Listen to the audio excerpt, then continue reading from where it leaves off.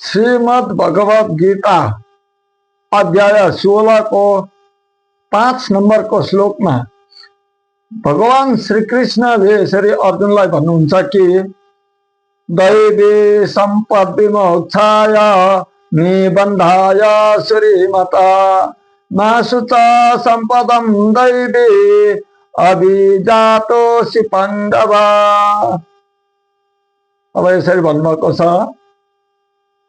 हे पार्थ, पार्थ भनेर अर्जुनलाई नै सम्बोधन गरिएको छ। भक्तलाई अनुरागका स्वरूप हुनुहुन्थ्यो उनी अर्जुन। यसैले श्री कृष्णले सम्बोधन गरेर भन्नुभएको छ, हे पार्थ, दैवी सम्पत्तिले मुक्तिको बाटो देखाउँछ, मोक्ष प्राप्त गर्छ, तथा आसुरी सम्पत्तिले बन्धनमा पार्छ।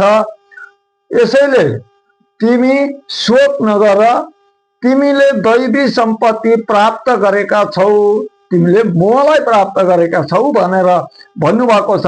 दैवी सम्पत्ति प्राप्त गरेका छौ भनेर यसरी भन्नुभएको छ।